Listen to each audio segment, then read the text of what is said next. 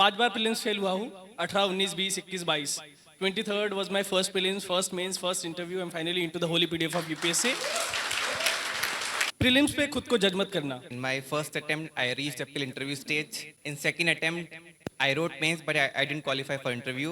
And in my third attempt, I failed in prelims. तो मेरा graph ऐसे था। वो कभी कभार इंटरव्यू में फील होता है when they ask you very tricky questions and you just have to kind of take your 4-5 seconds and come up with the best possible answer जो आपको हो सकता है उस टाइम पे, not to lose your cool। वो consistency चाहिए। जिस दिन पढ़ने का मन नहीं करेगा उस दिन भी पढ़ना है, और जिस दिन मन करेगा उस दिन तो पढ़ना ही है। Thank you Bano IAS, I have learned a lot interview guidance program में। Okay, so without further adieu, जिस चीज़ के लिए हम यहाँ आए हैं वही करते हैं, हम टॉपर्स को सुनने आए हैं। तो एक काम करते हैं, टॉपर्स को बुला ही लेते हैं, starting with Prerna ma'am. Ma'am please आइए and guide us all with all the brilliance that you have. So when you say ki please guide us with all the brilliance, I actually don't know what to say. At this point, I'm just grateful. This is an exam I have been preparing for past 4 years. पहली बार pre में fail हुई, दूसरी बार mains में fail हुई, तीसरी बार फिर से pre में फेल हुई, चौथी बार यहाँ पहुँची हूँ। तो आई एम ग्रेटफुल। एंड अगर इस एग्ज़ाम के बारे में बताना है, it takes time, it takes your patience, it's a very demanding exam. तो ऐसा नहीं है कि बहुत तो होते हैं शायद उनका फर्स्ट अटेम्प्ट में निकल जाए, and very good for them, but it takes time. तो पेशेंस, कंसिस्टेंसी, हमें पहले, मुझे भी ये लगता था कि बहुत क्लीशे बातें हैं, बट खुद एक्सपीरियंस किया है कि पेशेंस चाहिए, वो कंसिस्टेंसी चाहिए। जिस दिन पढ़ने का मन नहीं करेगा उस दिन भी पढ़ना है, और जिस दिन मन करेगा उस दिन तो पढ़ना ही है। तो I would just say कि thank you Bano IAS. I have learned a lot interview guidance program में, and special thank you to Amisha, because I remember mains के time I used to run after her, मेरी please answers check कर लो, please बता दो how I can improve. So thank you Amisha, thank you Bano IAS, and anybody who is preparing for this examination, just know why you want to be a civil servant. That why is going to, act as a motivation for you and will help you to keep up the consistency. Thank you. Next up I would like to call upon the stage Bariya ma'am. So, I think before coming to all the nice things that Amisha has said, for my fortunate score in interview, my journey has been very long. So I started studying in 2016, first attempt 2017, and then I gave mains 4 times, interview 3 times, left the journey, did private job, came back, and finally I'm here, and I'm so grateful for what has happened so far. As my dear friend Prerna has already said, that this is a journey of patience and perseverance and consistency and hard work, and I feel like we are all living testaments and proof to the fact that it works. Have faith. मतलब the most Instagrammable thing to say कि sabr and shukr, it pays off. So yeah, and I guess the reason why interview has worked well, thankfully for me, for the past 2 times, has just been to kind of be patient. This journey has really taught me that to be calm and to be able to hold myself in tough times.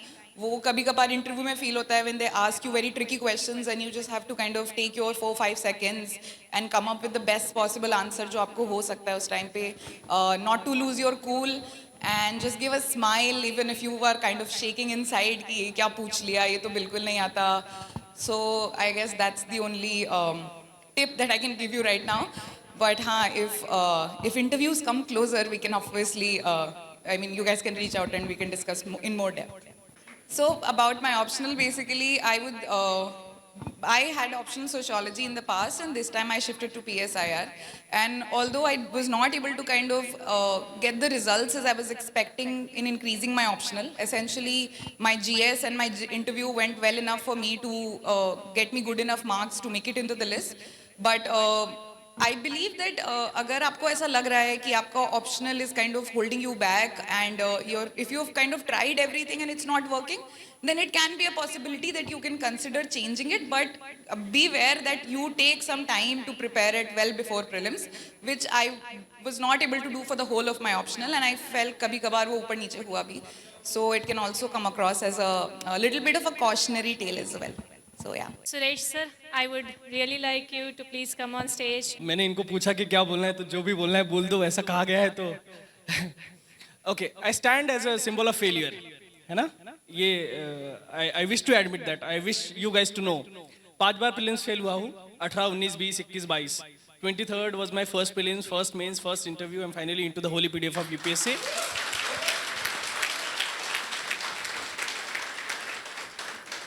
बोलने के लिए बहुत कुछ है, वो भी बोलेंगे, लेकिन एक चीज जो मुझे इंपॉर्टेंट लगती है वो ये है कि प्रीलिम्स पे खुद को जज मत करना, क्योंकि प्रीलिम्स डाइसी है. किसी को इंट्यूशन आया, 30-35 सवाल के आगे किसी को पता नहीं होता.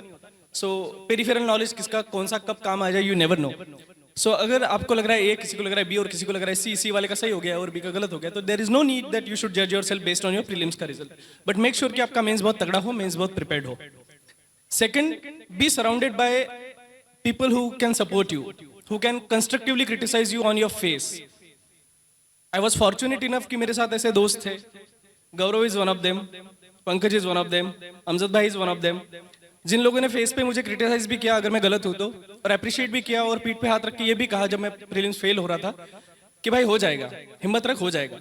डर तो लगता है ना, मतलब जस्ट इमेजिन माय सिचुएशन कि मैं 5 अटेम्प्ट दे चुका हूँ, 6वां मेरा अटेम्प्ट है, मेरा हो नहीं रहा है, मेरे हाथ में कुछ भी नहीं है, नॉट इवन स्टेट सर्विस, कोई सर्विस, कोई यूपीएससी के अलावा कोई एग्जाम दी ही नहीं. इतना फेलियर देखने के बाद you need that support system.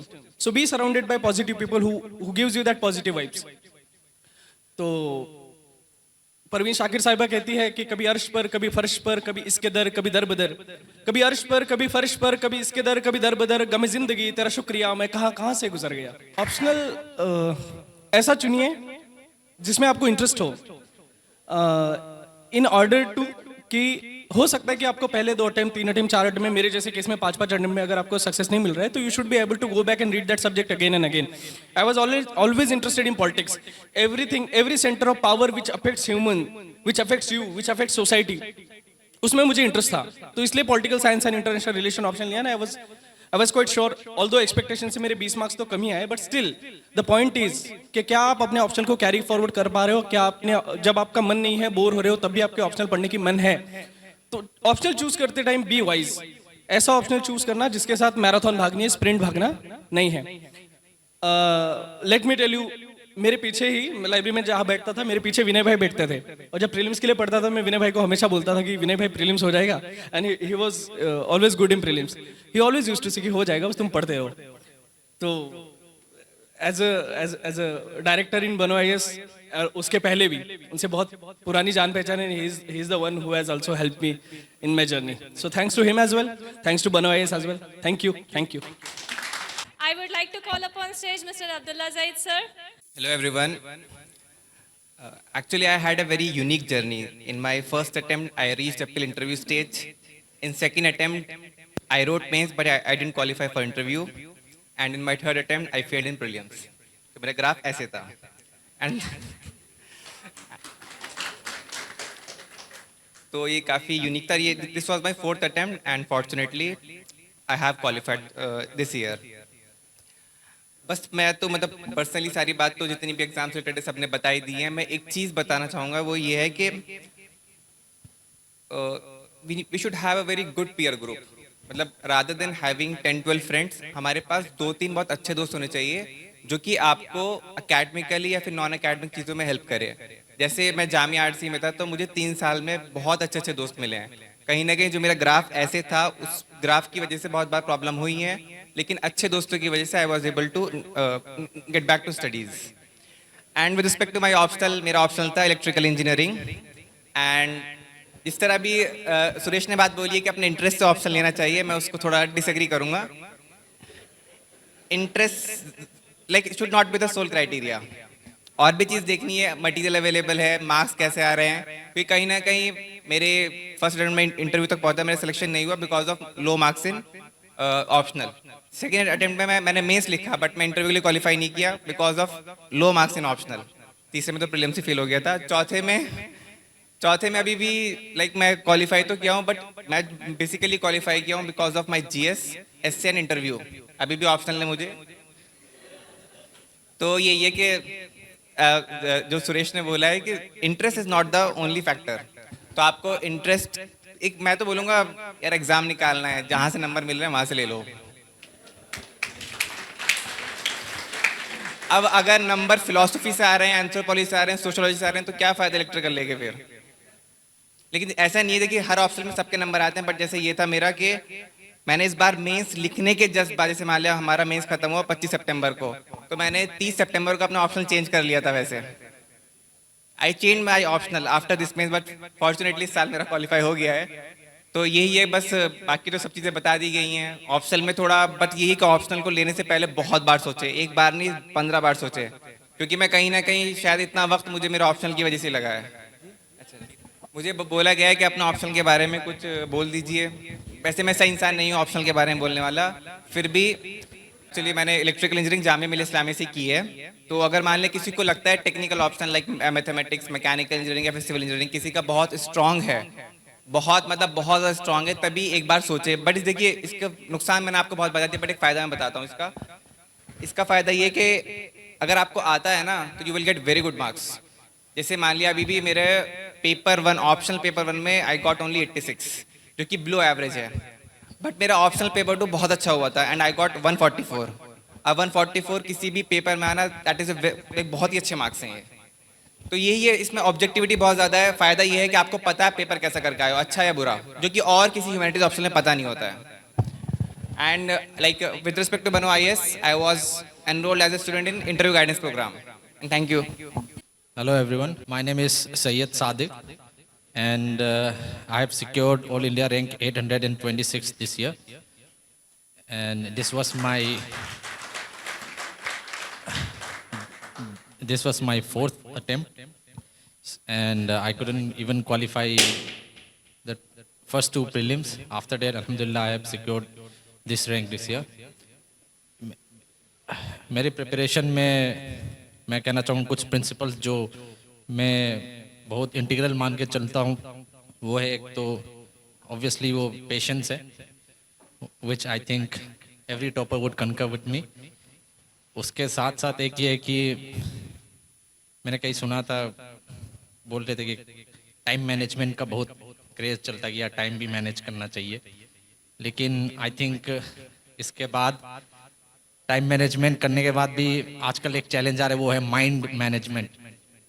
Distractions बहुत ज़्यादा है, तो आई थिंक बाकी प्रिंसिपल तो सब जानते ही है, टाइम वो सब करो, लेकिन माइंड को मैनेज करना कैसे है वो आप सीख जाए। वो काफ़ी सारे चीज़ें हैं उसको करने के लिए, प्रेयर्स है, मेडिटेशंस है, योगा है, वो सब करके माइंड को फोकस रखे। जो एक अपना गोल है उससे लूज ना करे, जो चीज़ करे आप, लेकिन एक वो रहता है कि हमेशा एक माइंड में रहना चाहिए कि क्या अचीव करना चाह रहे हो आप। Thank you, that's all.